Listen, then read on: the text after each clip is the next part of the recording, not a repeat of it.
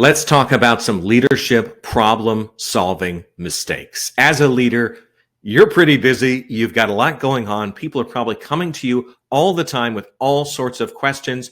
You feel like you need to give answers right away. Most of the time, you do pretty well.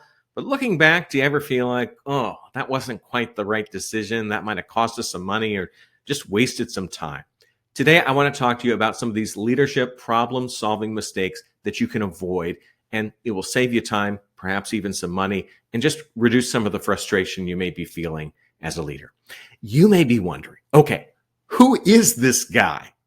My name's Ken Okel. I'm a professional speaker. I talk to audiences about ways you can improve your performance on the job, and I do that by taking people inside the worlds of broadcast news, hurricane relief, and professional ballet. Now, whoa, I know it's an unusual combination. But understand, in each and every field, I had to perform at a high level every day under pressure. First tip is all about understanding the overall impact of the problem. How is it affecting things in your organization? Simple example. Let's say in your business, there is a leak in the roof. You have water dripping down. If you do nothing, the leak will probably get bigger. So it pays for you to respond to the problem right away, not to put it off too far. This may just involve putting a tarp up on the roof to prevent the leak. It's not a long-term fix, but at least it's some sort of action. Maybe you go ahead right away and fix the leak. What you want to avoid is a situation where people are working with a leaky roof and they've just got all these waste paper baskets around collecting water and they've gotten used to it. That's not what you want. That has an ongoing, long-term impact on your organization. If something is just a problem every once in a while, not so much of a concern. We'll talk more about that a little later. But for now, really step back when you hear about a problem. How much of an impact is it having on us? Take that time. It's a smart investment. The next leadership problem-solving mistake is about feeling intimidated by the size of the problem. You may have some sort of upcoming challenge. Okay, how are we going to increase our sales season by 10%, let's say? It can be intimidating when it is a major challenge. You need to get it right. Oh, maybe we'll deal with this tomorrow. And other things happen, so you never have time to get around to it. Think of it almost like when you've got, let's say, a pain in your elbow. It's not getting better. You really should go to the doctor, but I have to go to the doctor, set up an appointment, wait in that waiting room. You keep putting it off because you've made the problem really big. When you're facing one of these potentially big problems, really try to break things down into steps, actionable steps that you can do. None of them takes necessarily that much time. And you can put these steps on the calendar so you're not doing a lot of last minute work. For the sales season, maybe you start first by defining what worked well last year, what are other people doing, what are our customers telling us, when can we get orders in.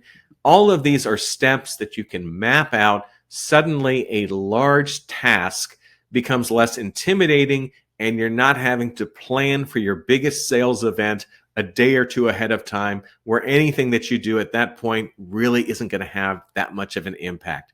Don't let a big problem make you procrastinate. Final thing is to make sure that you're giving the problem the correct sized response. Here are a couple scenarios. Let's say most of the people in your business, they are working from home. Works pretty well for most people, but there's one employee who is abusing the privilege. You cannot contact this person. The quality of their work is bad, and they never seem to understand how the camera and microphone works. It's just a bad match. This is a person who probably should be in the office all the time. When you're faced with this situation, do you change the work from home policy for everyone? Because you've heard this isn't working out for this one person, so okay, nobody gets it then. Or do you say, okay, this is one person's problem. Either we try to address it with them, or we just say, you know what, this isn't working for you. If you want to work here, you're going to have to work in the office. Everyone else continue what you're doing. Don't feel that you have to make big changes for everyone.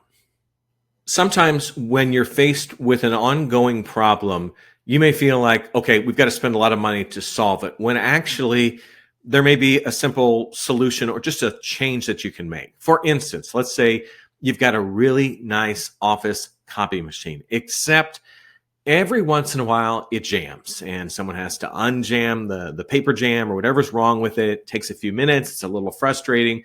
So do you just say, okay, we're throwing this thing out. We're going to buy a new copier? Now, that might be the solution, but that might be costly. And perhaps at this time, you need the money to go to different things.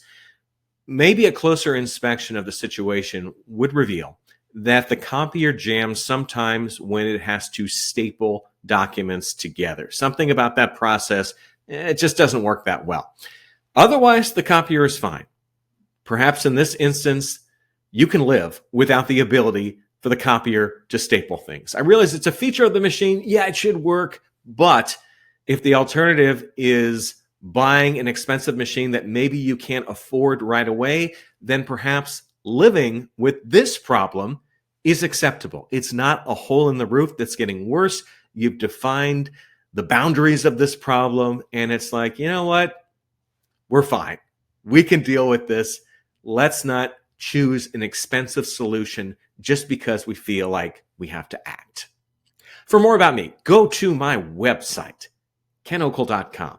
While there, you can watch some of my speaking presentations, you can read some of my articles, and you can listen to my podcast, The 2-Minute Takeaway. Hope these tips have been helpful. Difficult to make problem-solving decisions as a leader. I believe these tips can help you make some better decisions. I'm Ken Okel. Take care.